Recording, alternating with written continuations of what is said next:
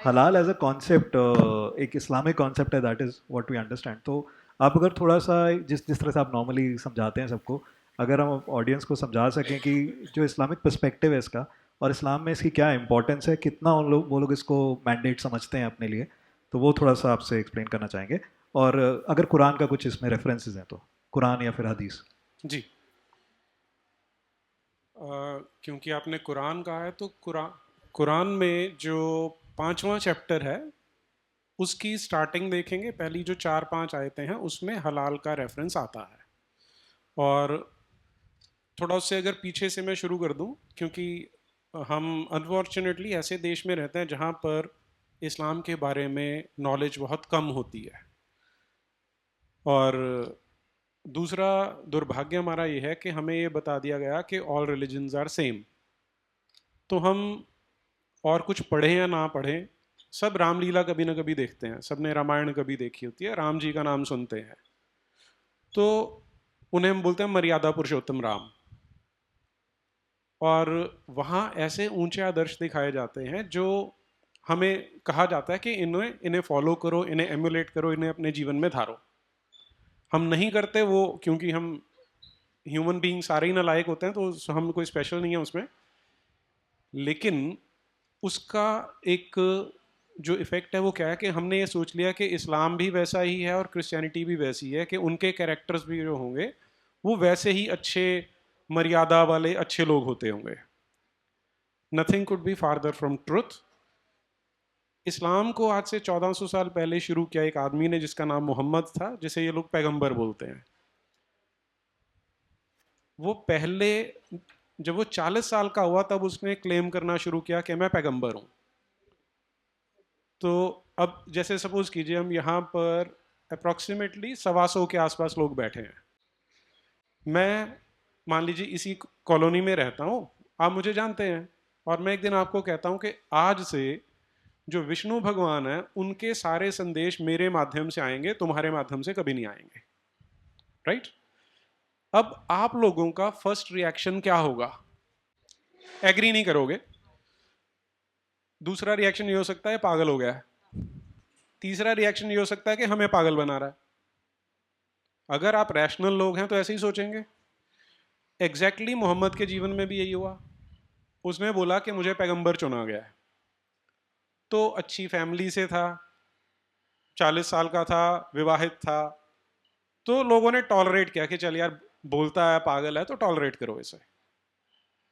आपने शब्द सुना होगा लैला मजनू। मजनू का अर्थ क्या होता है पता है? पागल। कुरान में रेफरेंस आता है कि जो मक्का के लोग थे जहां मोहम्मद का जन्म हुआ था, वो उसे मजनू कहते थे। तो ये मक्का वालों का रिएक्शन था। तो 40 से लेके 50 51 की आयु तक, ये 10 12 12 साल तक, 52 की आयु तक वो ट्राई करता रहा कि लोग उसे पैगंबर माने, लेकिन क्योंकि बुद्धिमान थे तो उसके पीछे नहीं लगे। उसके पीछे लगे कौन? उसके परिवार का छोटा सा बच्चा है, उसका कजन है 8 10 साल का, तो उसे थप्पड़ वप्पड़ मार के आप अपने पीछे लगा सकते हो, लग गया। बीवी है, वो बन गई, वो भी मुसलमान हो गई। स्लेव्स। जो यार दोस्त हैं वो मुसलमान हो गए।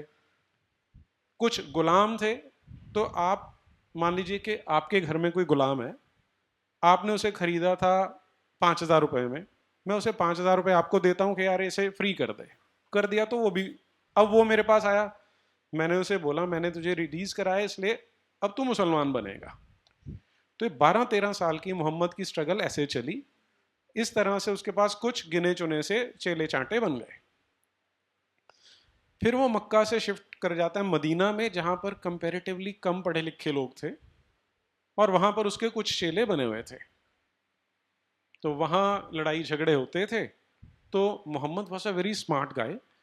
वो वहां पर अपनी अथॉरिटी धीरे धीरे स्टैब्लिश कर रहा था। करने का मेथड क्या था? दो शब्द थे उसके पास, हलाल और हराम। जब चेले चांटे बन जाते हैं और वो अनपढ़, अब अपने आसपास अगर ऑब्जर्व करेंगे, मान लीजिए आपके कोई गुरुजी हैं, तो आप क्या पूछते हैं कि ये बेटा मेरा ऐसा नहीं कर रहा या बेटी मेरी ऐसे नहीं कर रही, हम क्या करें? ऐसा ही करते हैं। तो ये जिनका सरदार एक तरह से बन गया था, वो भी ऐसे ही करते थे। तो इन्हें बोलता था अच्छा ये करना है तो ये तुम्हारे लिए हराम है। हराम यानी जो अभी सिक्का जी ने बताया कि नॉट वो परमिटेड। मना है, फॉरबिडन है, that is not to be done. ये हलाल है, ये तुम कर सकते हो। तो जैसे मक्का के लोग चिढ़ते थे इससे, वैसे ही मदीना में भी बहुत सारे लोग थे जो इरिटेट होते थे। तो वहाँ एक बुद्धिमान लेडी थी, उन दिनों पोइट्री चलती थी, the only source of entertainment was poetry, क्योंकि फिल्म वगैरह तो होती थी नहीं थी। उसने एक पोएम बनाई छोटी सी, जिसमें उसने बोला कि ये मदीना के लोग बावरे हो गए हैं, पागल हो गए हैं, गद्दार हो गए हैं, कि एक आदमी जो बाहर से आया है, जो हर बात पे हलाल और हराम करता है, उसके पीछे लगे हुए हैं। तो अब मोहम्मद साहब तो बड़े अच्छे थे, बड़े टॉलरेंट थे, बहुत अच्छे व्यक्ति थे। तो उन्होंने अपने चेलों को बोला कि कौन है जो मुझे इस औरत से निजात दिलाएगा। और उस रात उस लेडी का एक मुसलमान ने जाके मर्डर कर दिया।